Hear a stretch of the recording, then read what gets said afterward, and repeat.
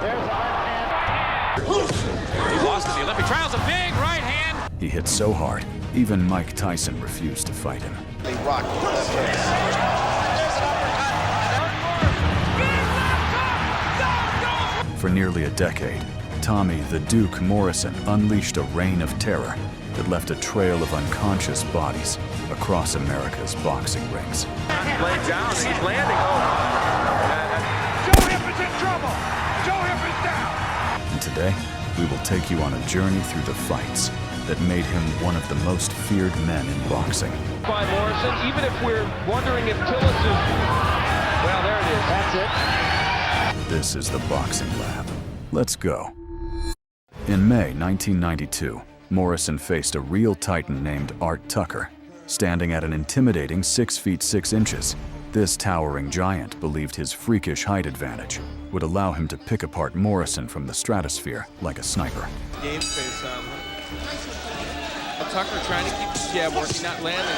Whoa, big left hook. But in the fight, Morrison, in his royal manner, established an absolute monarchy in the ring. This is going to want to use. See, look when Morrison jabs his way. What a left hand.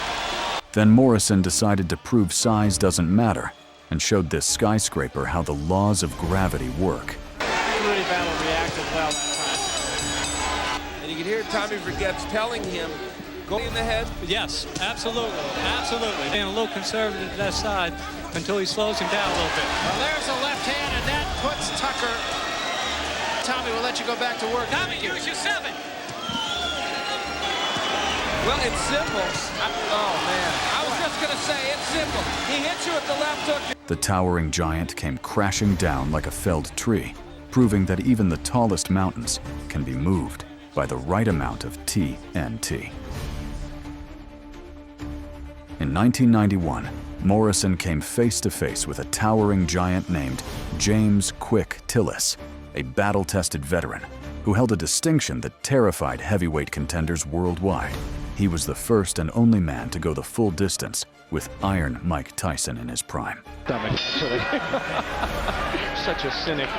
And we are set to go. And I think Tommy... But Morrison didn't care about reputations or how tall this giant stood. Only body counts as he pressed forward like a man possessed.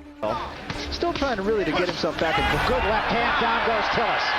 I guess he does. Also, and incidentally, that was set up by a body shot. The towering Tillis tried to use his veteran savvy and imposing frame to keep Morrison at bay.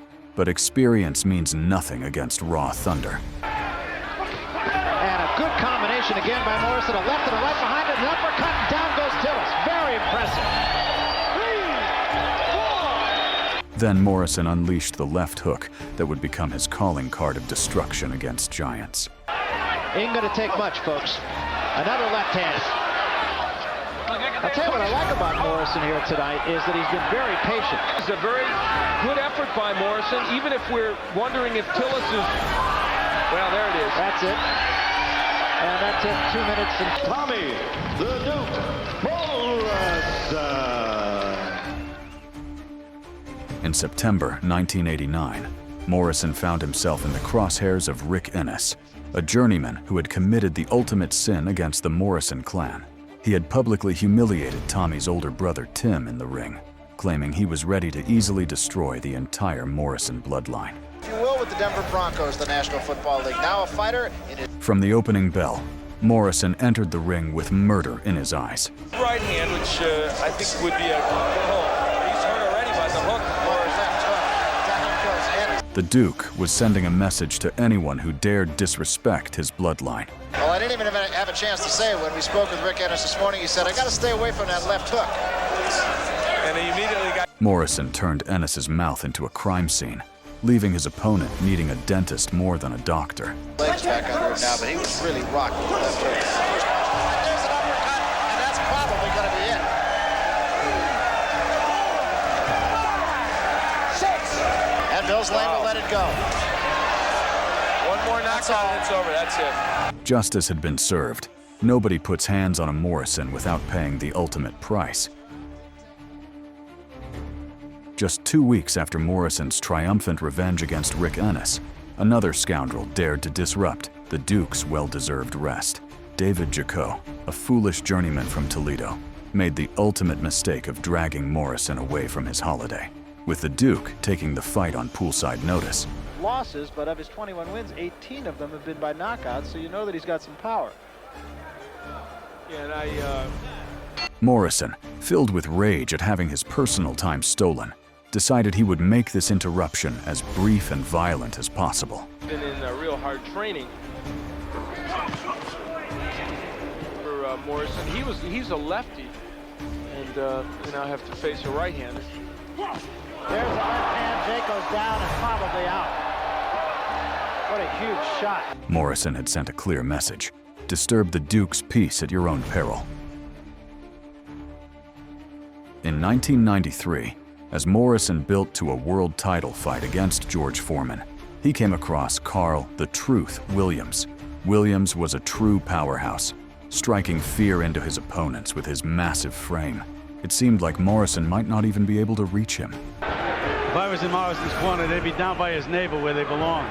But Morrison wasted no time sending a message to this towering giant. Hitting on the break with the right hand, and Mills Lane says, don't do that again. And there's the left hook, and down goes Carl Williams. He came over the top with it. And that wasn't even the... However, Williams didn't become the Truth by staying down, as the massive challenger rose to his feet, ready for war.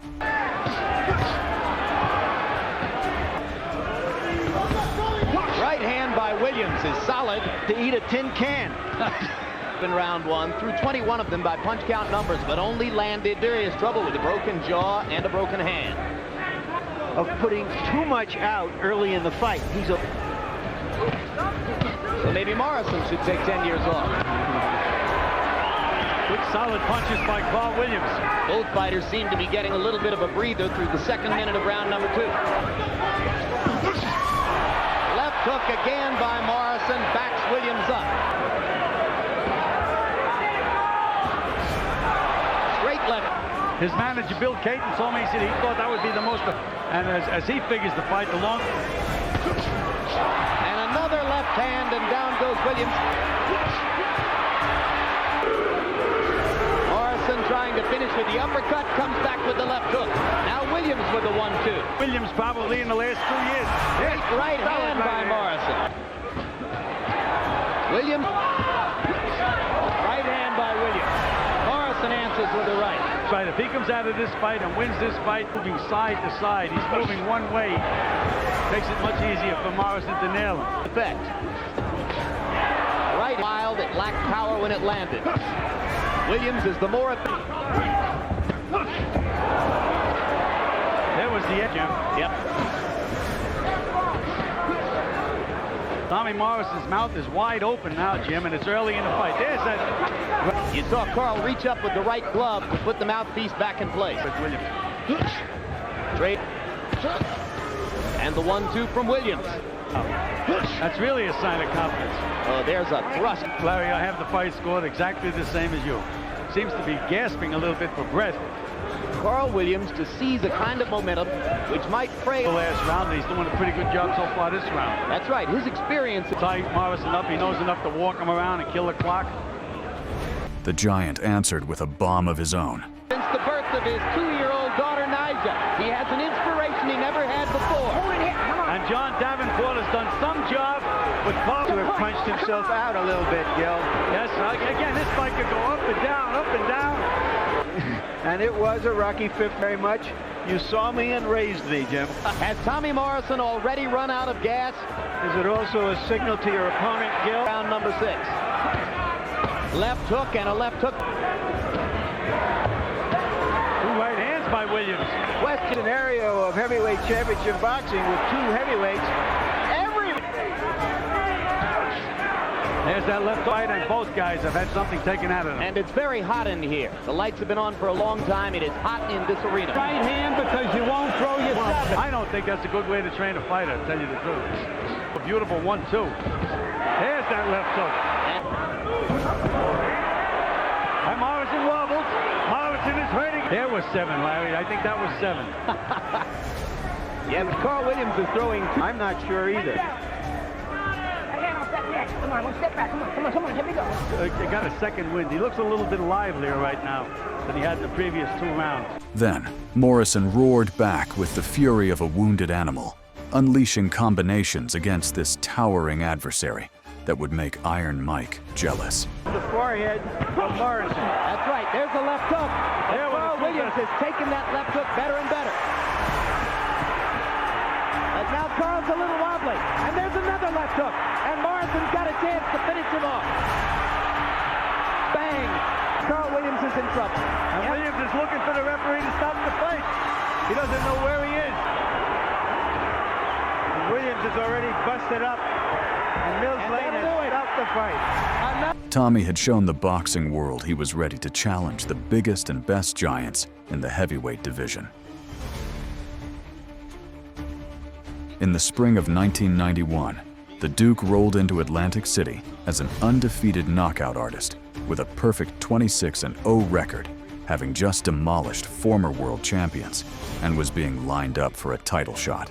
But standing in his way was a cocky Soviet technician named Yuri the Mauler Volin, who walked into the fight with elite amateur credentials and a chip on his shoulder, the size of the entire USSR. He's one of the few of the Soviet fighters that are still around. They sent a couple of them back. I think they... And Volin bounced right into the ring. This has been set up as one of those Rocky IV. From the opening bell, the Russian giant used his polished technique and size advantage to give Morrison serious problems. Well, Volin's moving the way that Tommy Gallagher didn't want him to move, and that's to his right. He won a big left hook of Morrison's. And Morrison slipped down. The round is scheduled for 10.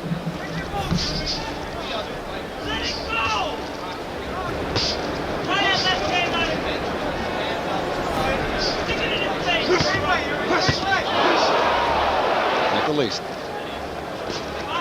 Morrison had told us, you see him dipping down.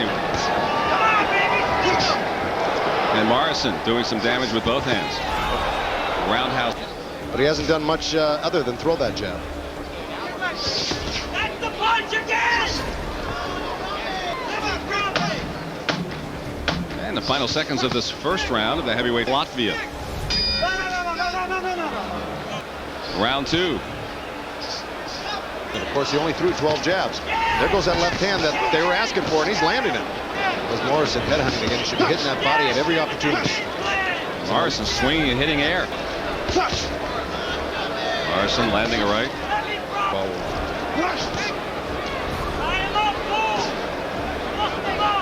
Morrison's starting to look puffy already, and it's only been a round and a half. They might have been putting the left for Morrison.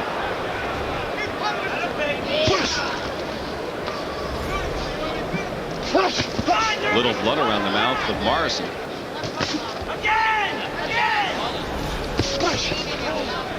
Volin's killer instincts here. Tommy Gallagher said he had a hard time getting him to really open up damage tonight.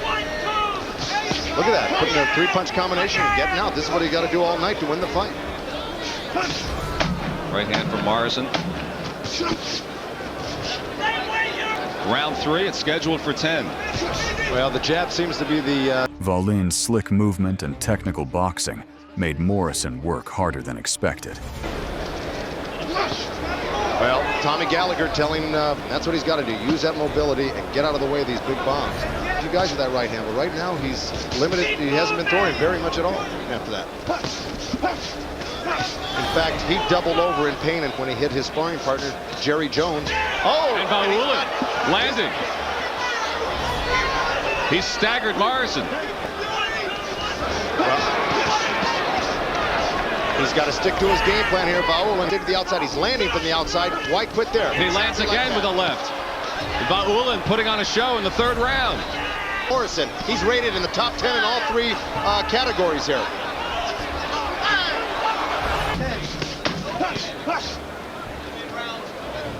Do something to turn this tide in this fight. Bonds here in the 4th.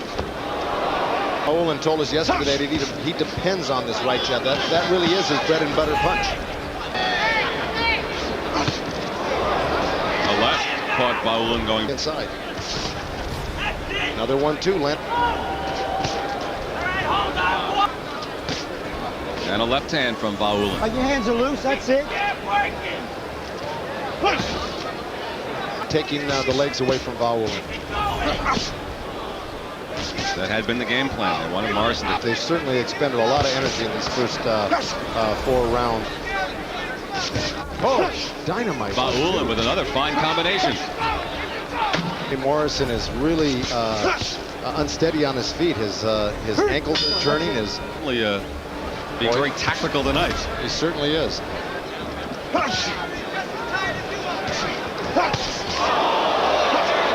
And now Morrison on the attack. Morrison missing wildly on that one, but for the first time he stunned Volin. Well, just like I said, he was still dangerous, and he's got him. McGill was worried about that. Dynamite uppercut. And the crowd clear. But in the 5th round, Morrison found the opening he'd been hunting for. Through the first 4, and Morrison tied with a big left hand.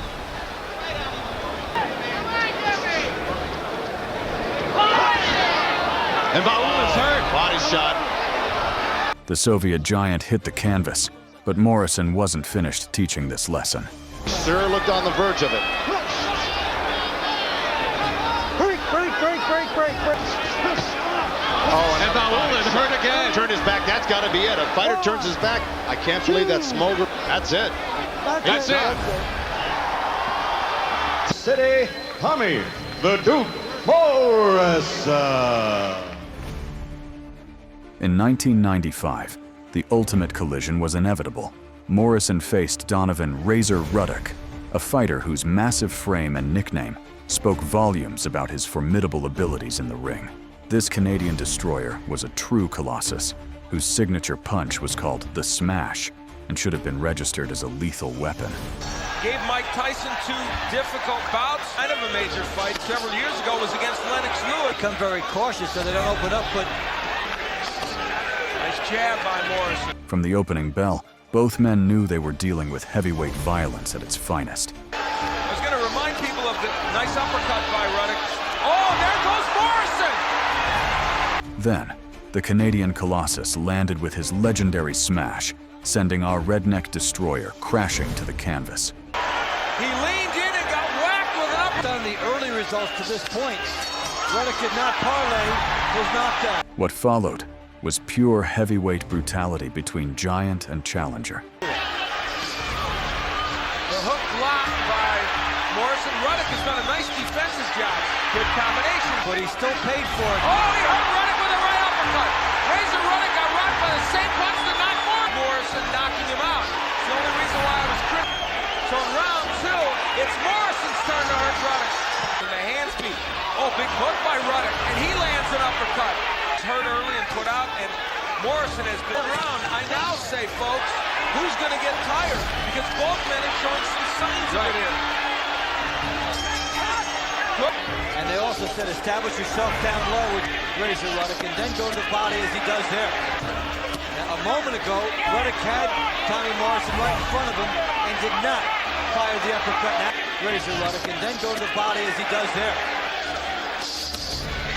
Morrison's heart burned brighter than his wounds as he battled back against this towering Canadian giant. The left hook. Razor Ruddock is hurt now. Good body combinations by Morrison. But Ruddock is talking to him. He did against George Foreman. But oh my, took a big left hook on the last round. Now he is forcing Morrison back. That uppercut may have stunned Morrison. Tommy Morrison got hurt by... It ain't over yet.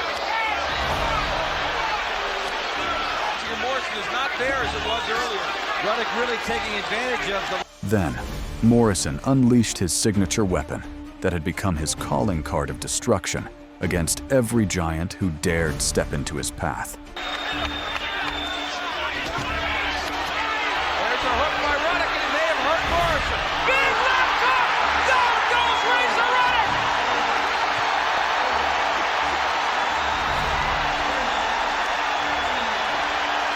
He needs to buy about 10 more seconds, and it's a long one. He will not do it. Oh my, it's over. The winner and new IBC heavyweight champion, Tommy, the Duke Morrison. In this video, we have taken you through the fights that made Tommy Morrison one of the most loved by boxing fans and one of the most feared by his competition. Please like and show the Duke some love in the comments. Thanks for watching, fight fans.